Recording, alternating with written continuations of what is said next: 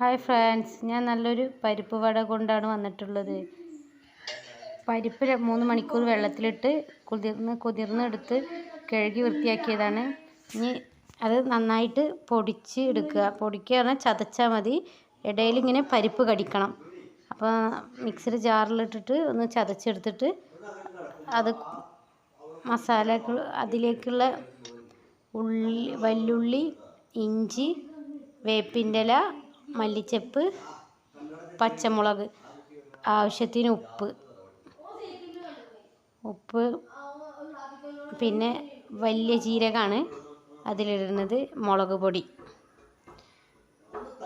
നന്നായിട്ട് അത് മിക്സാക്കുക എല്ലായിടത്തും. നമുക്ക് ആവശ്യത്തിനുള്ള ഉപ്പിട്ടിട്ട് നോക്കുക. ഉപ്പ് പാകമാണെങ്കിൽ അതിനനുസരിച്ച് ഉപ്പിടുക. എന്നിട്ട് നന്നായിട്ട് കുഴച്ച് വെച്ചിട്ട് ഒരു അരമണിക്കൂർ അവിടെ റെസ്റ്റ് എടുത്താൽ വെച്ചതിന് ശേഷം നല്ല കട്ടിയുള്ള ഒരു ചട്ടിയാണ് വെച്ചിട്ടുള്ളത്. നല്ല കട്ടിയുള്ള ചട്ടിയാവുമ്പോൾ അതിൽ വെളിച്ചെണ്ണ ഒഴിച്ചാൽ നല്ല പൊന്തി വരും, നല്ല മുരുമുരയാവും. ഇനി ആവശ്യത്തിന് ഇങ്ങനെ എടുത്ത് ഒരു ഉരുളാക്കിയിട്ട് കയ്യിൽ വെച്ചിങ്ങനെ പരത്തുക. നല്ല ചൂടായ വെളിച്ചെണ്ണയ്ക്ക്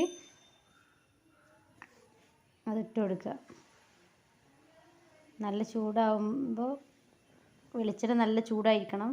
എന്നിട്ട് പിന്നെ ഇട്ടതിന് ശേഷം സിമ്മിലാക്കിയിട്ട് വെക്കണം. നല്ല മുരിപ്പായിട്ട് കിട്ടണമെങ്കിൽ, ഉള്ളു നല്ല വെന്ത് കിട്ടണമെങ്കിൽ ഗ്യാസ് കുറച്ച് വെക്കുക, സിമ്മിലിടുക.